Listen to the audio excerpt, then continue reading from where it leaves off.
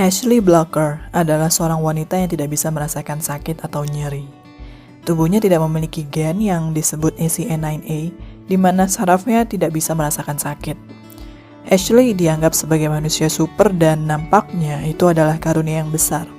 Tubuhnya seperti Superman yang tidak merasakan sakit meskipun dipukul hingga berdarah. Tapi tunggu, apa yang nampaknya kekuatan super ini justru menjadi bencana besar? Rasa sakit adalah cara tubuh untuk melindungi diri, untuk memberikan alarm bahwa ada sesuatu yang salah dalam tubuh kita. Tidak memiliki rasa sakit berarti mengabaikan alarm penting tersebut. Mereka yang memiliki kelainan ini bisa buta karena menggosok matanya terlalu keras, menggigit lidahnya hingga berdarah, bahkan tidak menyadari bahwa pinggul tubuhnya sudah patah. Orang yang memiliki kelainan genetik ini cenderung memiliki masa hidup yang tidak panjang. Sebagian besar hal yang kita tahu tentang kesuksesan mungkin adalah salah besar. Berbagai penelitian berusaha mencari tahu apa yang membuat orang bisa sukses. Ibu kita sering bilang untuk belajar dengan keras agar berprestasi dan sukses di sekolah. Dan seringkali ibu benar, tapi tidak selalu. Seorang peneliti di Boston College, Karen Arnold, meneliti 81 orang lulusan terbaik di SMA sejak mereka diwisuda. Hampir semua yang melanjutkan kuliah memiliki IPK yang tinggi, punya karir profesional yang baik dan kehidupan yang baik. Tapi, apakah mereka merubah dunia atau mengesankan dunia? Jawabannya tidak. Lulusan terbaik di hampir semua sekolah tradisional cenderung tidak visioner di masa depan. Mereka tinggal dalam sistem, bukan merubah sistem. Lalu, mengapa hal ini terjadi? Jawabannya ada dua.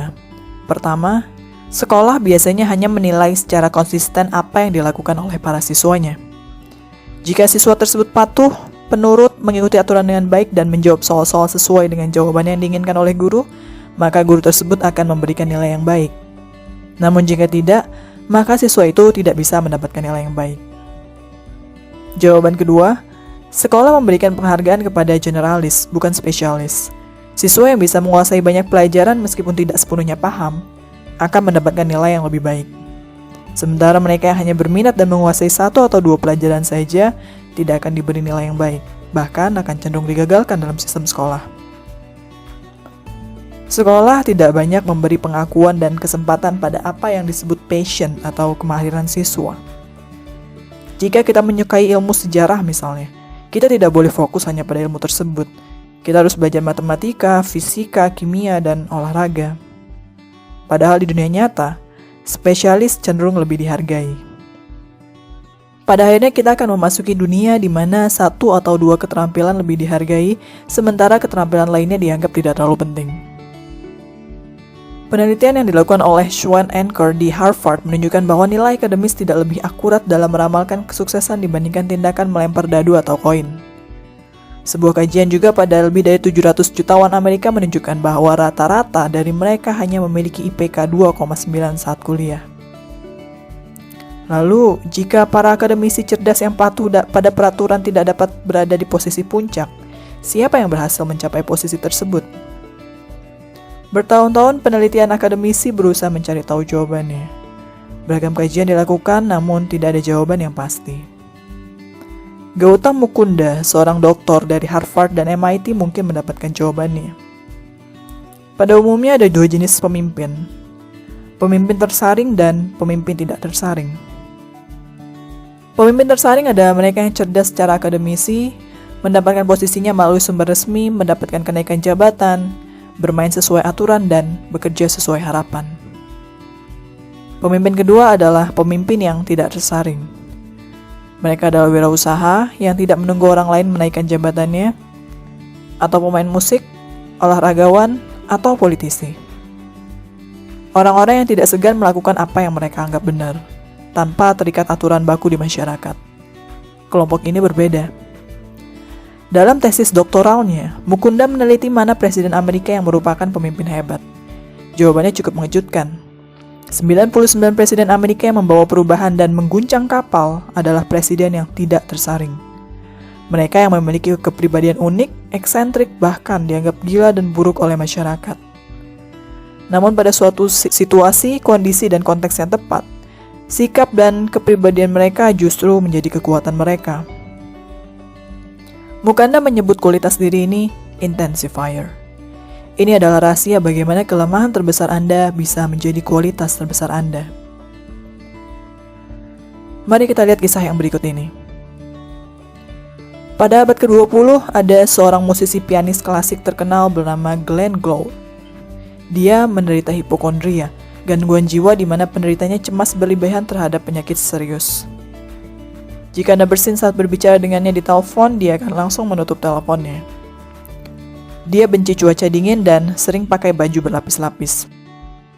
Dia tidak mau naik pesawat jika dianggap hari itu penerbangannya akan sial. Tubuhnya kurus dan tidak menarik. Banyak sekali persyaratan baginya untuk tampil dalam pertunjukan. Tapi dia bisa berlatih musik selama 16 jam dalam sehari. Gould adalah orang sinting yang jenius sejak muda. Permainannya memukau dan dia berhasil menjual jutaan album musiknya. Normalnya, Gould hanya akan menjadi orang gagal dan aneh di masyarakat. Namun dia beruntung. Gould memiliki ayah dan ibu yang mendukung hingga pada tingkat yang mustahil.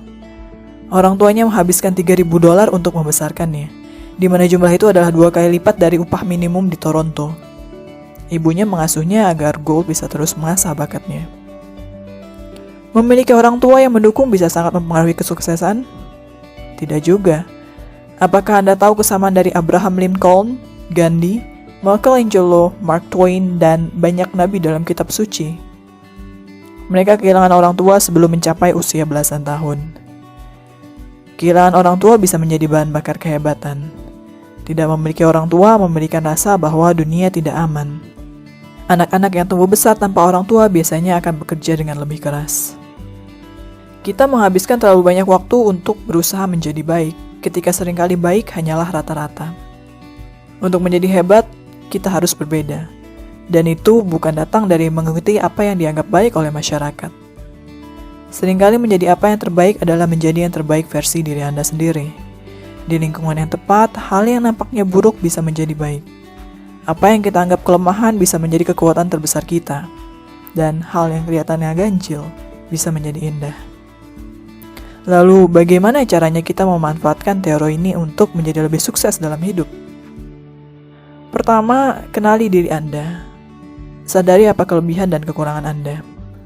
Apakah Anda merupakan tipe yang patuh dan penurut? Atau apakah Anda tipe yang unik, eksentrik, dengan kreativitas tinggi? Kedua, pilihlah kolam yang tepat. Maksudnya, pilihlah lingkungan yang cocok bagi Anda. Konteks sangat penting. 2 tipe kepemimpinan tersebut membutuhkan kolam yang berbeda. Jangan ragu untuk meninggalkan lingkungan Anda saat ini, atau bahkan teman-teman Anda jika dirasa kolam Anda tidak sesuai. Ada pepatah yang mengatakan, ikan hiu yang hidup di kolam panjangnya hanya 1 meter, dan ikan hiu yang hidup di laut bisa mencapai panjang 15 meter. Kenali kekuatan Anda, dan pilih kolam yang tepat untuk Anda bertumbuh. Terima kasih sudah menyaksikan Kata Dila, sampai jumpa di episode yang selanjutnya. Salam.